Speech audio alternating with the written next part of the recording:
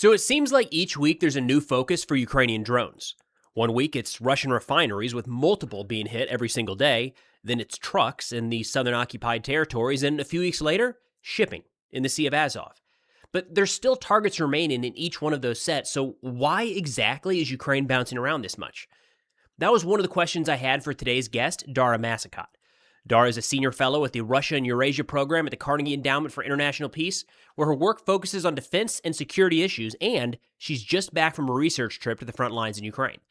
We get into the varying targets for Ukrainian strikes, how they coordinate efforts at that depth, major issues facing the two countries for the rest of the year, and more. Now you can follow Dara at the links in the description below, and with that, let's get to the conversation. All right, Dara, thank you so much for taking the time. I know you're just back from Ukraine. You put together a great thread a couple days ago, kind of documenting what you saw. Maybe we could just start there. What changed? What has changed in Ukraine since the last time you were there? So the last time I was there was in late 24. So it's been a healthy amount of time since I was there. And that was during the Kursk operation, where the Ukrainians were fighting in Kursk. I would say the biggest thing that's changed that I noticed was, I think, the expansion of the middle strike and deep strike campaigns with drones. And I think that there is a renewed confidence, I would say, from the Ukrainians, not that they are cocky or arrogant in any way, but just that they feel more confident in their ability to cope and manage with what the Russians are doing. Not as much on the back foot, maybe, which is interesting because Kursk seemed like there was a lot of confidence around that at the time, at least. Depends on where you were. The closer that you were to Kursk and being in Kursk, I would say the confidence levels were decreasing. Interesting. Mm-hmm. Okay. So it may be jumping right into that middle strike campaign, something that we've seen in recent weeks, and Ukraine does an incredible job in the media aspect, and we see the hammering of Wildberries facilities, and then it's the refineries, or in some order. A few weeks ago, it was shipping in the Black Sea and the Sea of Azov, like 200 plus vessels in the span of a few weeks. Then it's the land bridge. Then it's the power infrastructure in Crimea. Can you talk through that? It feels like it's very scattered, and like, is it all complete by the time they move on to the next thing? Yeah, so I can try to put some order into that. So there's three different echelons of strike that they're doing. Okay, there's front strike, which is the kill zone, which is somewhere around 20 to 30 kilometers on both sides of the line of contact. That's front strike. Middle strike is the new development this year, which is basically closing that operational gap between the line of contact and around 200 kilometers or so. So basically up until the border of Russia proper. That is a more recent development that the Ukrainians have with FPVs and drones. That's middle strike. Now, deep strike is beyond that. So now we're talking about strikes from Ukraine inside Russia. So that has been ongoing since, for over a year now. I would say that the reason that it looks scattered is that there's many different actors in Ukraine doing different kinds of strikes. For example, you have HUR and SBU doing their own campaigns. You have increasingly now at this operational distance in middle strike, you have corps having these assets, which means brigades have these assets. You have specialty drone teams that are working on like K2 or Code 92 or certainly Magyar and his group.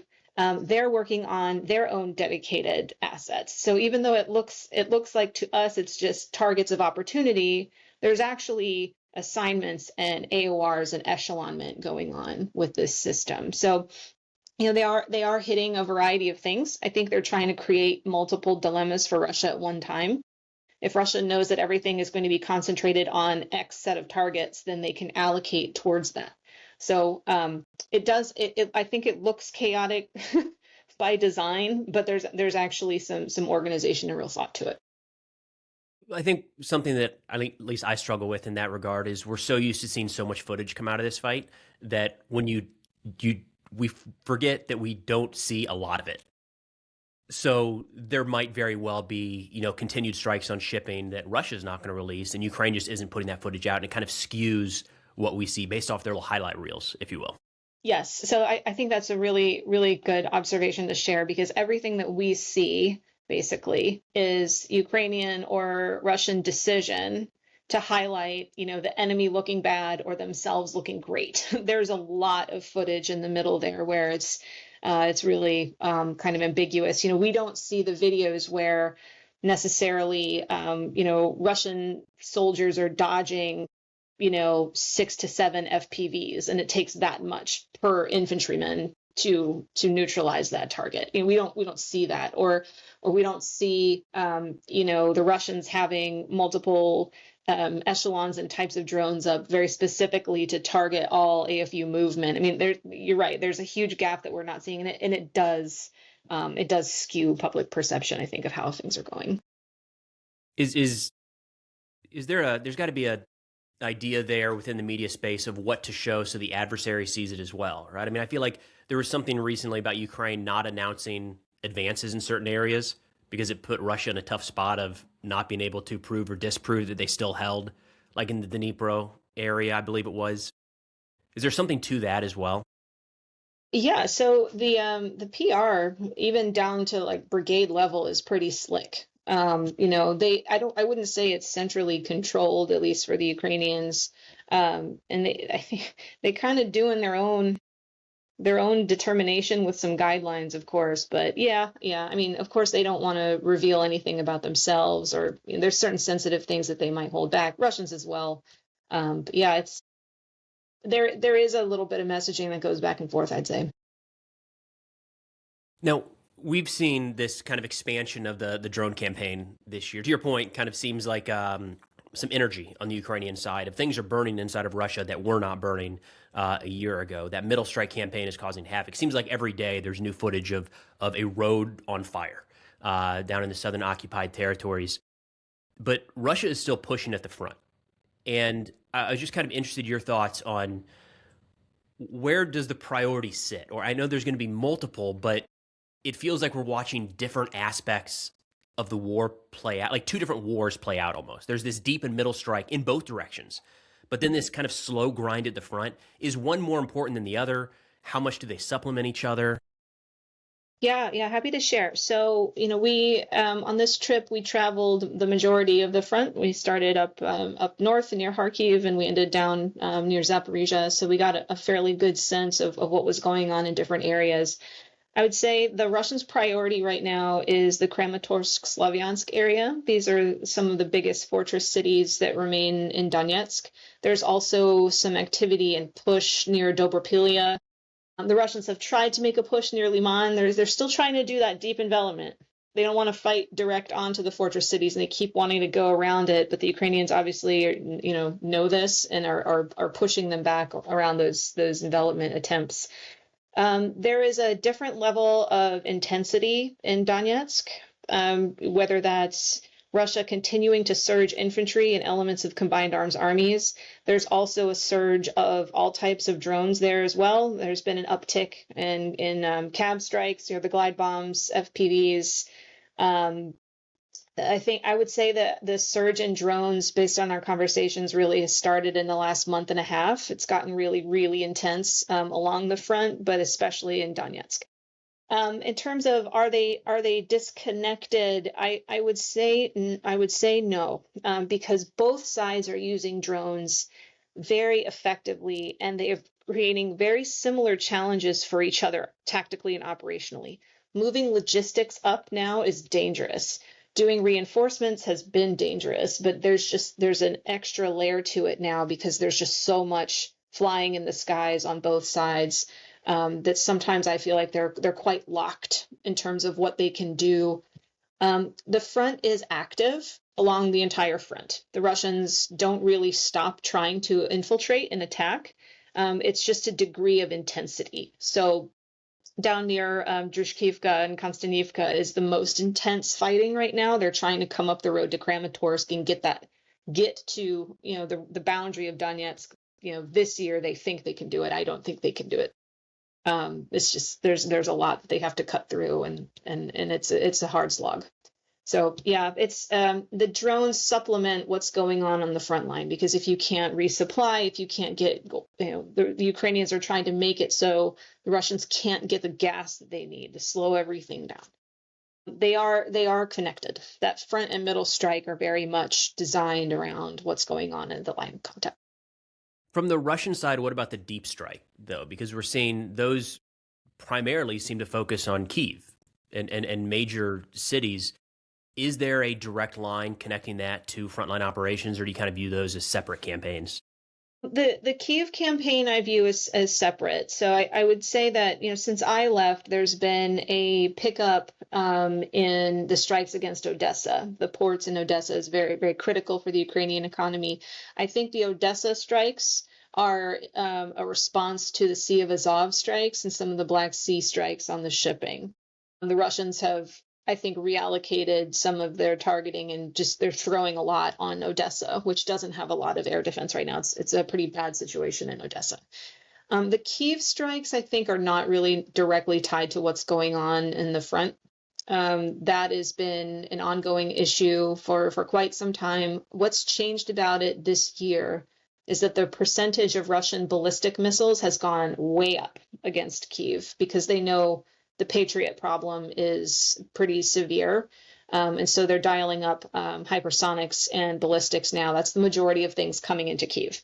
And we've seen over the last couple weeks that there have been pretty large strikes, 20, 30 ballistic missiles, and Kyiv has not been able to engage them because they don't have interceptors.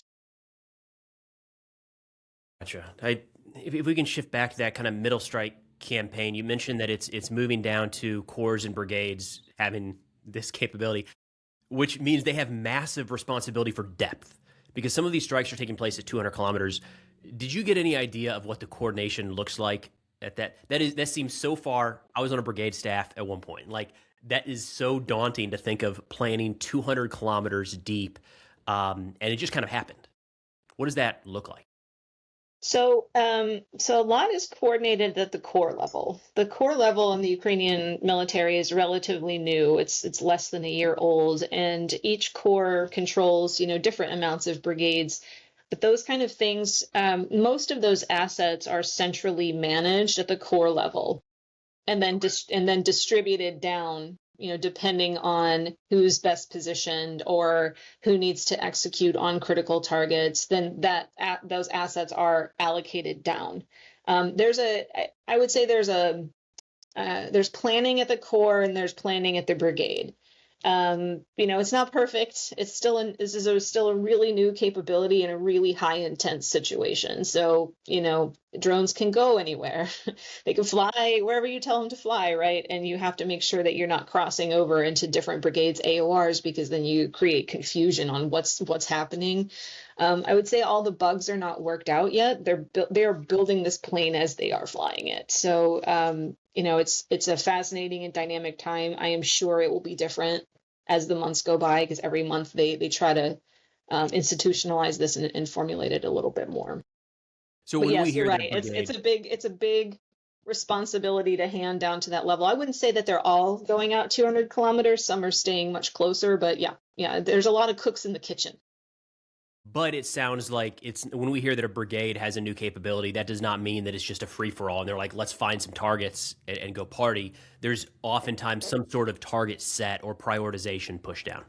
Yeah, and it depends on, is it a quiet sector? Are they able to then target it against fixed targets, or are the Russians mounting, an armored assault, and then they have to prepare for that and cope with that? There's a fair amount of free hunt, which is when you send up drones and you execute on targets, but there is real planning to it as well.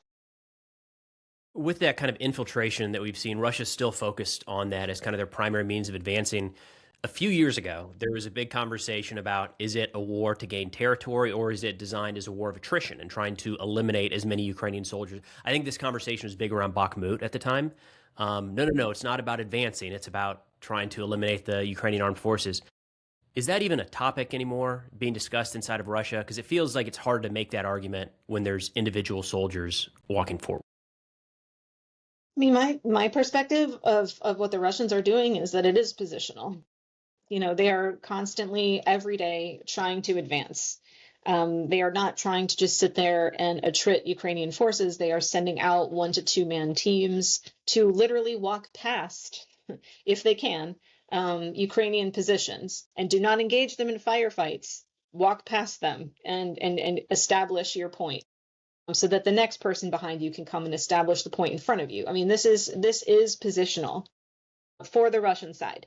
I think for the Ukrainians, obviously, they are mounting an active defense, so they need to attrit all of those infiltrators before they establish that foothold. So we're just looking at offense and defense dynamics here. It's nothing, profound, but I just think that they both have different goals, right? Russia's constantly move forward, regenerate somehow. There's a couple different ways the Russians regenerate. Some of it's pretty chaotic. Some of it actually has organization, but it's just constant. They don't rest. They don't gather and rest. It's just go, go, go. And it's been like that for a year plus. Why? This constant advancing at all costs. I understand it in short sprints, trying to keep the momentum, but I'm hard pressed to look at multiple areas of the front and say that there's momentum day to day. What is this need to just always go? Well, I think they have an objective to get to the edge of the Donetsk border as soon as possible. And granted, that's not new. That's something that they've been trying to do, and they've missed their targets now for 4 years. I do think there's probably a priority in that sector based on where they are adding reinforcements and allocating different types of resources, whether that's like the Tornado S, like multiple rocket launchers, or additional glide bombs, additional drones, and Shaheds. There's clearly a priority for Donetsk, and it's advance at all costs there, like everyday push. The level of intensity is slightly less in other areas, and in like maybe to the north and slightly to the south, where you do see more of a decline in activity based on the results of middle strike. But for Donetsk, it's definitely push at all costs. I think the other thing to think about for that is there are seasonal aspects to this fight. The Russians know that their best chance to infiltrate and move forward is when there's a lot of foliage. So that basically puts you at May through like early October, before the leaves fall. And that's when they try to push the hardest. So I think we are going to see for the next month and a half, I think we're going to see this like real, intense period in Donetsk before things kind of settle into their winter state, where they have to kind of hunker down. Both sides have to hunker down.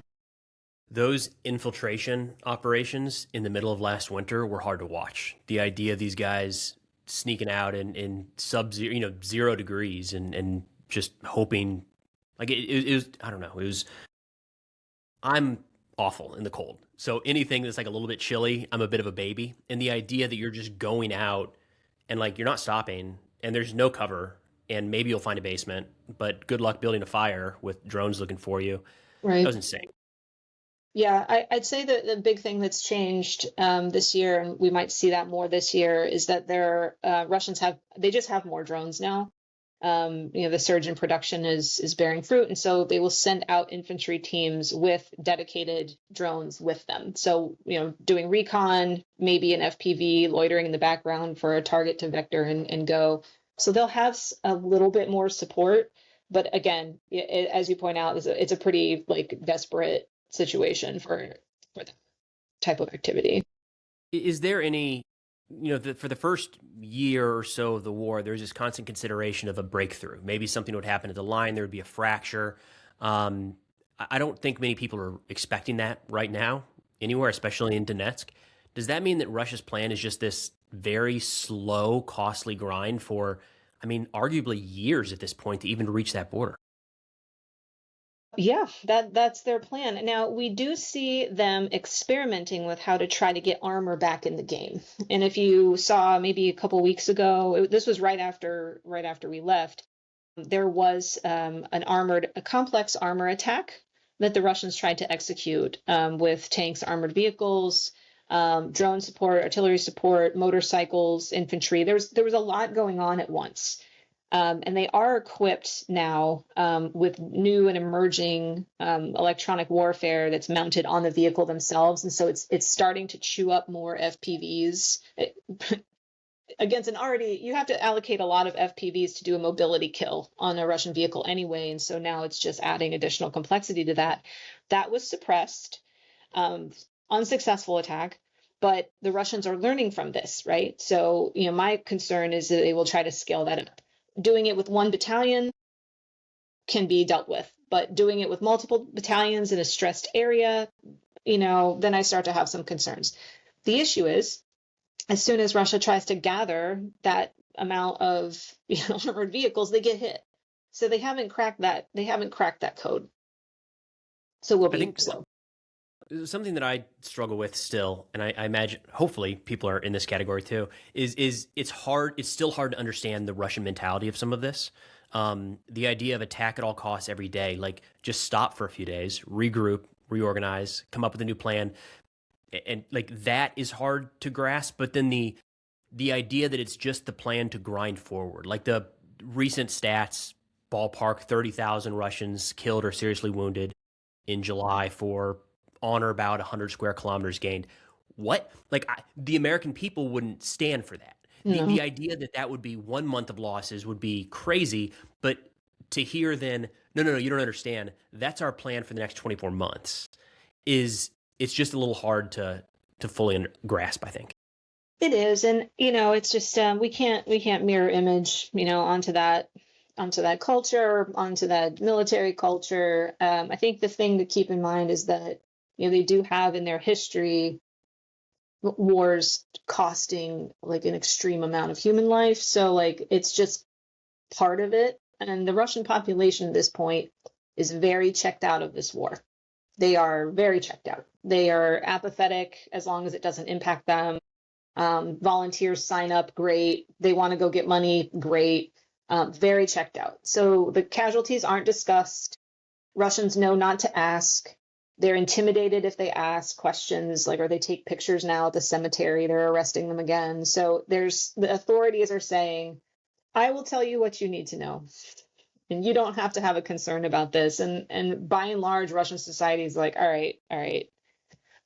So that's how that plays. There are some technological developments on the horizon on the Russian side that have my attention, like the increase in jet-powered Shahed drones. We can anticipate that happening. It's going to be harder to intercept them. They can be used in different ways. But yeah, to your point, why do they fight like this? It is a very difficult battlefield to cope with, and they haven't found a solution yet. But also, if you think about it, this is Gerasimov's style. Just keep going. Just keep pushing. We'll take this one village at a time. We'll get there. There are other generals who probably have a different concept and maybe believed in periods of rest and refit and strong armored pushes. Yes, the number one guy they have in exile in Algeria who tried to do that. So it's clearly like not where the Kremlin is. Kremlin just wants to go. And the final point is false reporting. We all know the Russians report themselves ahead of where they are. But now when we're talking about the distances left in Donetsk, if they're getting reports, which I think they are, that they're 4 kilometers or 2 kilometers away from these fortress belt cities, when in actuality they're like 15, the Kremlin thinks, great, like we're close, like we're going to get these cities this year, and then we're going to really change this dynamic in a couple months. So there's a lot going on. Sorry for the rambling answer, but there's many ingredients into how they have settled in this place. It says something when the idea right now in fall of 2026 is like just a little bit more time, guys. Like it's a lot of that it's just been a little bit more time for 4 years at this point. If we can step back and kind of look at what the rest of this year looks like, from your perspective, what is the biggest challenge facing both Russia and Ukraine? I imagine they'll be different, but start whichever direction you'd like there. Yeah, sure. So I'll start with some of the emerging issues, I think, for Ukraine. One, of course, is coping with the ballistic missile problem. The Patriot stockpile issue is not going to be resolved favorably. The global stockpiles are down. Allies in Asia and the Gulf are not going to part with their stockpiles. I think there's hoarding behavior underway. Europeans have less to give at this point. So, I think we're getting to the point where there has to be some sort of consideration for more offensive ways to reduce Russian launch potential, which is going after production facilities and transport routes, and if you can, the launchers, even though that's a really hard mission, just to reduce that ability to lob ballistics, because other issues can be addressed. Cruise missiles are being engaged. Shaheds mostly are being engaged. Second issue, the jet-powered Shaheds will be a problem because they move like cruise missiles, and you have to use different types of capabilities to intercept them. So Ukraine will have to rebalance what it's doing there. And then finally, I think is just the surge of Russian drones. Like, it's really ramping up right now, and it's making movement a bit harder for Ukraine to deal with. Their situational awareness is excellent, but at some point it is a numbers game. For the Russians, the Ukrainians understand them pretty well, and they understand what they're trying to do and how they do it. And so they're able to use the resources they have, whether that's FP1s, FP2s, Hornets, other capabilities, very effectively. I think some of the challenges that they're putting on the Russians are making life in Crimea pretty unpleasant, which becomes a problem for the Kremlin to cope with. They're making transportation more difficult along the land bridge to Crimea. It's not shut down, but it's slow going. They are creating gas shortages inside occupied Ukraine, which slows things down. It's just gumming up the system enough to take some of the intensity off. So I think that's a good thing. Where deep strike goes, there's some technical limitations on deep strike, and you've seen the conversations about needing Starlink access or something else to add more precision to those strikes. I think that's something the Ukrainians will be pushing forward, and does it have merit? In my view, yes, particularly if we're talking about shutting down the ballistic missile salvo rate. It's interesting that you went very quickly from the running out of defensive means, rather than like producing or acquiring or finding some new way of defending. It's no, go after the launchers, shoot the archers. Yeah, because we're seeing all the reports about we're going to ramp up Patriot production. We have an agreement to agree starting in 2030. Years, yeah.